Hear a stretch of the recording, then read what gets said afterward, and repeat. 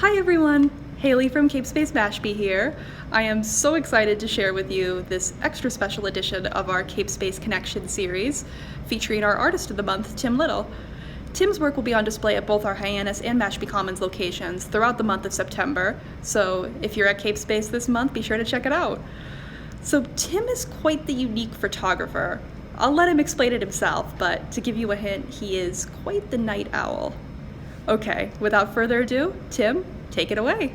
Thank you, Haley, and hello to everybody. I am Tim Little, this month's featured artist at CapeSpace. So I am a nighttime landscape artist living here on Cape Cod in Falmouth specifically, and Haley has sent me over 6 questions to answer about how I got started on my artistic journey and why most of it takes place after dark.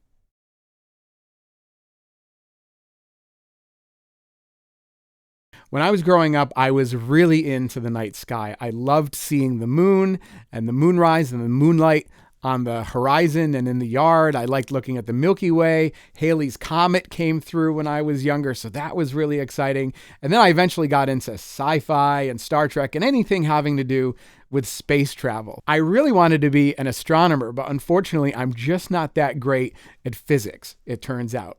So I eventually ended up incorporating my love for all of these things into art. And it was somewhat by accident because I had always had an interest in photography, but I had never connected photography with the night side of things until about 2003, when I had the opportunity to photograph the Northern Lights.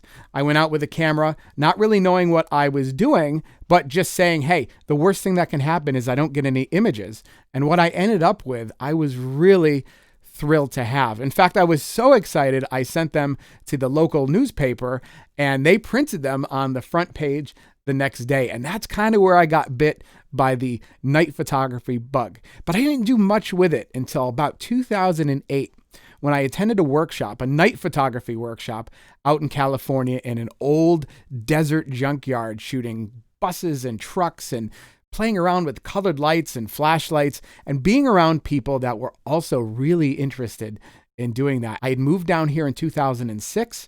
I started thinking about how photographed the Cape was, the sunsets and the sunrises and all the things that you're used to seeing, the dinghy in the salt marsh and a foggy morning. We've all seen those images, but there wasn't a lot out there for night work. So I thought, wow, I can really bring back what I'm learning and create this new view of Cape Cod. And while doing it, being able to enjoy that fantastic night sky, just as I was doing when I was a kid.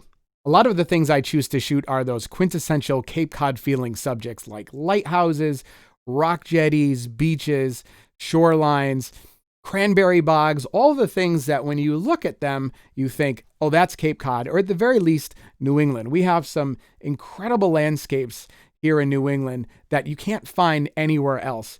So for anybody who has even just driven through the area, a lot of these places would be recognizable or at least connect you to a New England memory. But more importantly, how do they look with the night sky as a backdrop? And so in a lot of cases, I will make a determination based on where the moon's going to rise or how the Milky Way is going to appear over a particular subject. And that a lot of times will dictate in what way I can photograph that subject because it's a very specific alignment.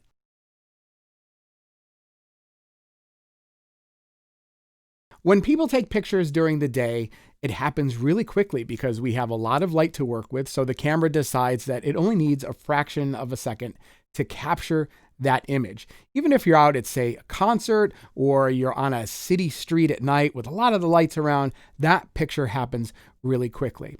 Where my work differs is that I'm working in areas that have relatively no light, at least not the kind or level of light that we are used to seeing. The biggest tool that I have in my bag of tricks, let's say, is time. Time is what allows the light to bake into the image. So I use cameras that can do longer exposures. Now, a longer exposure could be 20 seconds in some cases. If I'm looking to get a nice crisp shot of the Milky Way, I don't want the sky to move too much during that time because everything is always moving, even though maybe to our own eyes we don't see it. But sometimes I want to get really nice long star trails. And in cases like that, I could shoot 30, 40 minutes, maybe even up to an hour, depending on the effect that I'm going for. Light painting is a great way to accentuate a subject or add crazy colors to something that might otherwise not be all that interesting on its own. And it's a wild card because even though I have years of experience doing this, there's so many different things that can impact the final image. It could be anything from the texture of the subject, whether it be wood or grass, the color of the subject, maybe it's white paint versus gray paint, or the nearby lighting conditions like street lights or moonlight. So I'm not always 100% sure what I'm going to get. I have a general sense, but the excitement is getting back to the camera once the exposure is done to see if I got it. And to be honest, I rarely get it on the first try. It's always an experiment. There's no way to do a light meter or an app. There's just nothing that can do that level of thinking for you with all the variables that you're throwing into the art.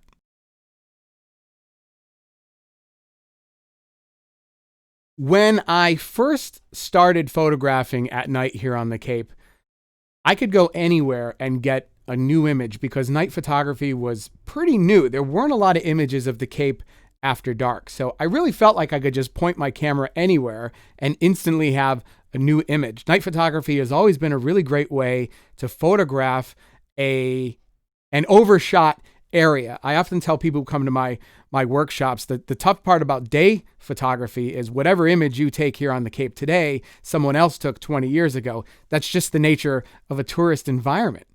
But night photography gave me that blank canvas, the opportunity to just shoot anywhere and have something new. Now, over the years, night photography has gotten more popular because equipment has gotten more affordable and more accessible. And I've taught a lot of people through my workshops and guided tours, and they have fallen in love with the area. They might be locals who realize that they could go out and do night work too, or people who come to visit who also like to do the night work. And so it's getting harder to find new and interesting places to shoot that haven't either been shot by me before or shot by people I have taught or just people who are enthusiastic about night work. These days, what I'll do sometimes is just get in the car and drive around and see what I see. There is value for me to run around during the day where I can get a good view of things that I might not be able to spot at night while I'm driving around. And I'll make notes. I'll take into consideration what direction the subject is facing, what the best angle of that subject might be, and how it may line up with the night sky. In some cases, a place that doesn't line up nicely in March may line up better in October based on where the Milky Way is or how the moon's going to rise. I think what a lot of people don't realize is that there's a Milky Way season. Certain parts of it are only visible prominently in the Northern Hemisphere at certain times of the year. And the moon rises in slightly different positions and sets in different positions every month throughout the year. So these are all things I sort of have to add into that calculus. I'll also jump on social media like Instagram and Facebook just to see what other people might be shooting in the area during the day and figure out, would that make a nice night location? Has it already been shot or shot extensively? And how easy is it for me to access? So the internet is a great resource. I may even just look at Google Maps, just do street views and satellite images and kind of peruse those over the course of a few days before a shoot to see what might be around a subject that I'm interested in. Because at night, when you photograph something and you're driving to or from it in the dark, you do tend to miss a lot of things. So it's really important that you know what's around there before you get there.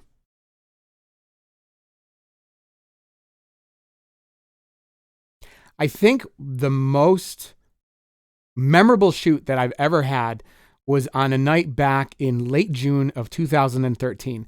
I just bought a brand new lens and I was starting to get into what people will refer to as astro landscape photography. And that's that Milky Way work that I've mentioned. So shooting on the weeks of the new moon, no moonlight, and in really dark areas. And I knew that the Cape Cod National Seashore was a very dark place to shoot. We have a lot of light pollution on the Cape that impacts how I shoot and where I can shoot, specifically on the upper and mid Cape. But the further out you get along the National Seashore, the darker it gets up until you get to around Provincetown. And if you manage to shoot towards the east from that seashore, you're really just shooting over the Atlantic. And other than the occasional boat that might be passing by, you really don't have any lighting. So I was excited to go out and try this brand new lens. It was the first night I was going out to experiment with it.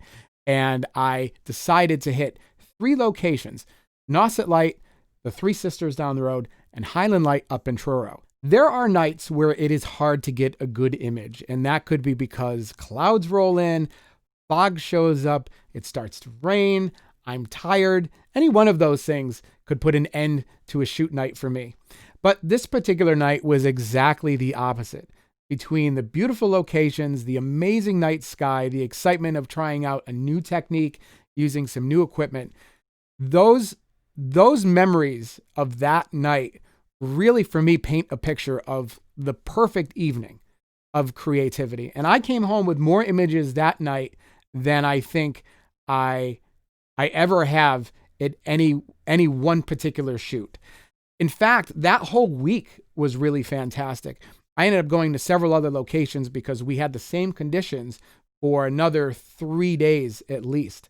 But I'll never forget that first night, because that was the night where a lot of my astro landscape photography really started. And many of those images ended up being very popular when I posted them online. In fact, my image of Nauset light with the Milky Way over it, this single exposure, ended up being featured on space.com as one of their top images of 2015. So that was really exciting to see.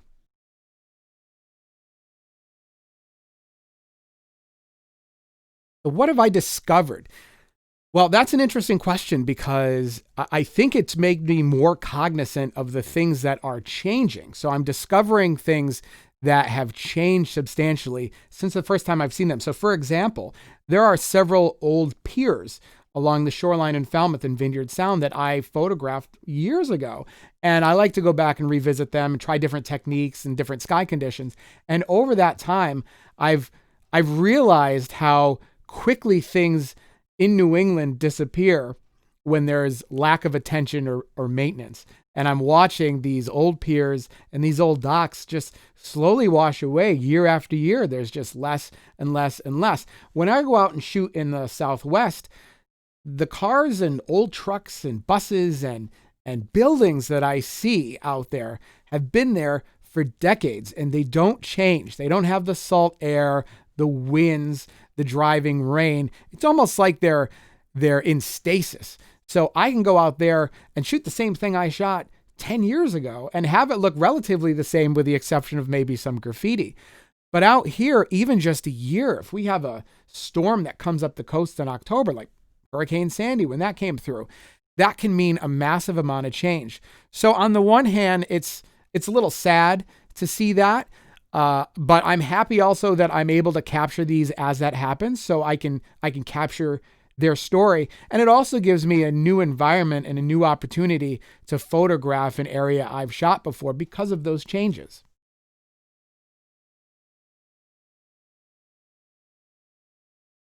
One aspect of this art journey that I've really enjoyed has been teaching others how to do the night photography aspect of it, the technical side, so that they can start creating their own art and their own style. Plus, it gives them an opportunity to see places they wouldn't normally get to see if they were just visiting and hanging out for the day. We really get into some fantastic places under some amazing night skies. So I'm going to look to expand that next year. I was offering some new events off Cape this year, but with everything going on, I had to pull back from that. So we're going to try again next year and offer some workshops in some really neat places, kind of far away, make them destination events.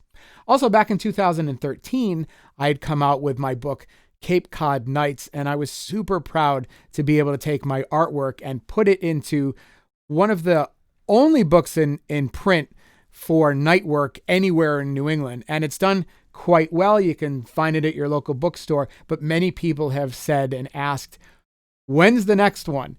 Well, it's been 8 years now, and I definitely have enough work to put into a second book. So just this week, I submitted a proposal for a follow-up to that book. And if that gets approved, then that's going to be a lot of what I'm doing next. A big thank you to CapeSpace for making me their Artist of the Month. CapeSpace has been an amazing resource for me. I lead all of my field workshops with an indoor slideshow presentation.